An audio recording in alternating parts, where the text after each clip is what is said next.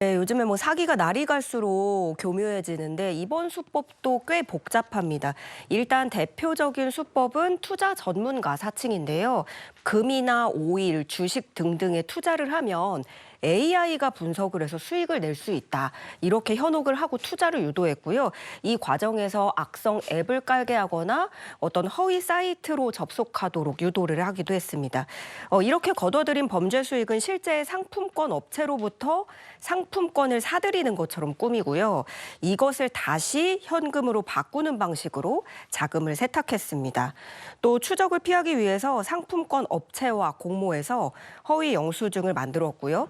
또 증거 제시용으로 이 업체를 방문할 때 드나드는 모습을 일부러 또 CCTV로 찍어서 남겨두기도 했습니다. 야, 치밀하고 교묘한 범죄 행각이었는데 잡았어요.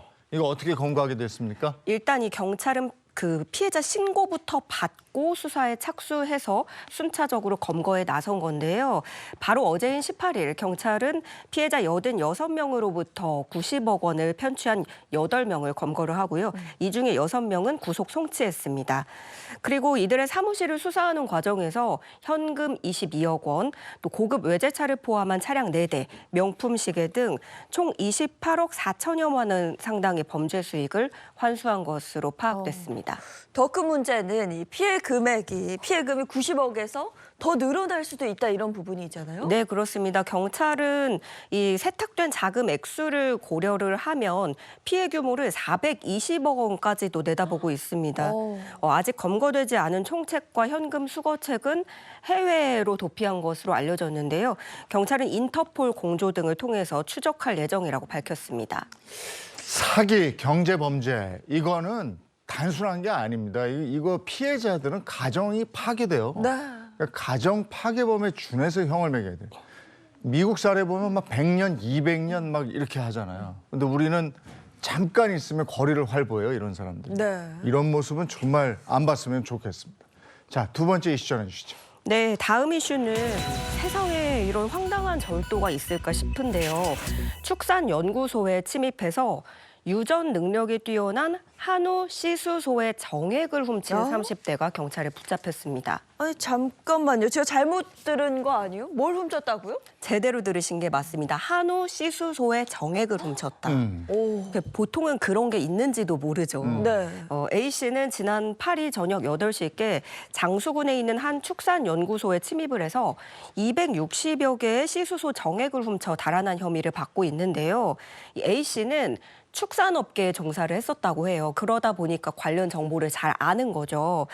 범행에 앞서서 이 정액의 변질 등을 막기 위한 저온 질소 용기를 또 미리 준비하는 등 굉장히 범행을 치밀하게 준비한 것으로 드러났습니다. 아니, A씨가 훔친 샘플이 그게 돈으로도 환산될 수 없을 정도의 큰 가치가 있는 거라면서요? 네, 맞습니다. 그 A 씨가 훔친 정액은 한우의 육량과 육질을 크게 개량할 수 있는 거라고 해요. 그래서 큰 의미가 있는데 일반적인 시가로는요, 억소리가 납니다. 1억 6천만 원에 달하는 걸로 지금 추산이 되고 있고, 그런데 20년에 달하는 연구 결과물이기 때문에 사실상 이걸 값을 논하는 건 무의미할 정도라고 합니다. A 씨는 금전을 마련하기 위해서 범행을 저질렀다고 경찰 조사에서 진술을 했고요. 훔친 시수소 정액 일부를 실제로 주변 농가에 개당 150만 원에 판 것으로 확인됐습니다.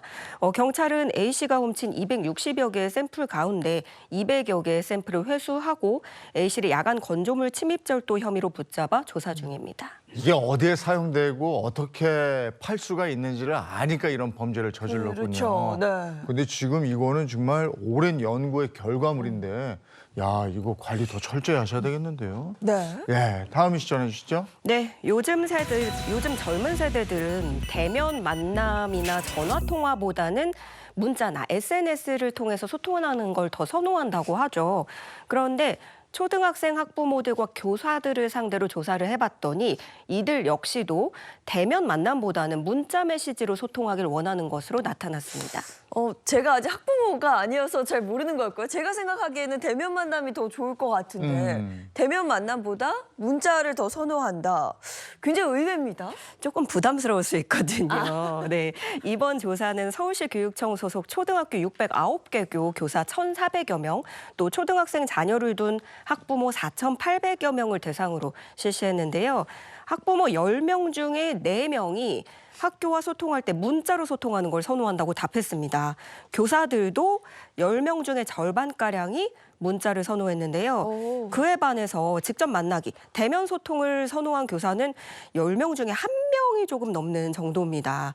이런 선호도는 교사의 교직 경력, 담임 여부, 담당 학년과 상관없이 전부 동일하게 나타났습니다. 아까 좀 부담스럽거든요 이랬잖아요. 네. 머쓱하고 부담스러우니까 비대면으로 하자 이런 건가요?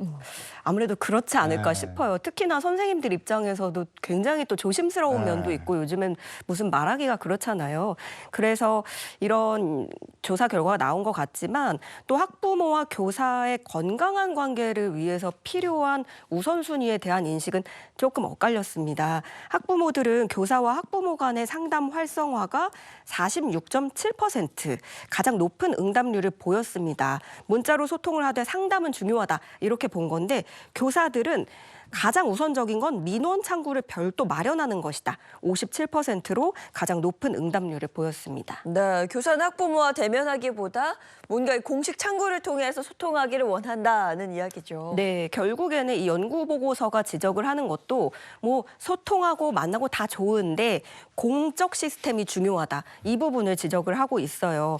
지금 학교마다 학부모 민원들이 선생님들에게 직접 개인 대 개인 방식으로 처리되는 점도 이 보고서에선 꼬집었습니다.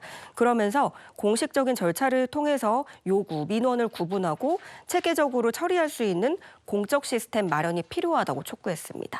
하도 문제가 많이 생기니까 이게 맞는 것 같아요. 진짜 그 학부모를 대응할 수 있는 민원을 대응할 수 있는 창구가 따로 있고 그렇죠. 네, 그게 필요하다면 교사에 전달이 되고 교사의 얘기가 또 이쪽에서 또 공식적으로 해결이 되고 뭐 이런 시스템이 있어야 될 것 같아요. 네. 너무 업무가 과중하잖아요. 자, 다음 미션 해주시죠. 네, 유명 프랜차이즈 카페에서 케이크를 산 고객에게 생일 초비용을 따로 지불하라고 요구한 일이 알려져 논란이 벌어지고 있습니다. 보통은 이제 케이크 구매할 때 초 몇 개 필요하세요라고 물어보죠. 이제 나이에 맞춰서 말하면 그냥 받는 건데 네. 뭐 돈을 내라고 했다는 거예요? 네, 그렇습니다. 이 온라인 커뮤니티에 게시되면서 여러 논란을 빚은 글인데요. 한번 들어보세요. 작성자 A씨는 케이크가 맛있다고 알려진 한 커피 프랜차이즈 매장에서 케이크를 삽니다. 그리고 나이에 맞게 큰 초 몇 개, 작은 초 몇 개 달라고 말을 하죠. 당연히 생일초는 서비스로 준다 이렇게 생각을 했는데 매장 직원이 하는 말, 초를 5개 이상 받으려면 추가 비용을 내야 됩니다. 예, 전혀 예상치 못한 답변이 돌아왔다는 겁니다. 5개 이상이면 이제 60부터 돈을 받겠다는 건데 큰 초 5개면 50이고 그렇죠. 그러면 하나 더 하면 60인데 나이 먹는 것도 서운한데 돈을 돈을 내야죠. 받아요. 이게 뭔가 야박한데. 네, 야박하다는 생각이 드는데 그래서 A씨도 직원에게 나이가 더 많으면 돈을 더 내야 되는 거냐 이렇게 되물었다고 해요.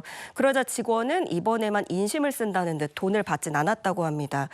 자, 누리꾼들도 와글와글 반응이 다양한데요. 이게 또 50세에서 60세 돈 드는 게 있지만 38살이면 돈을 내고 40살이면 돈을 안 내게 되는 거거든요. 그렇죠. 네, 그러니까 누리꾼들은 그럼 촉값을 다 받으면 모를까? 5개 이상 돈 받으면 나이를 또 반올림해야 되는 거냐? 예, 이런 반응도 내놓고 있습니다.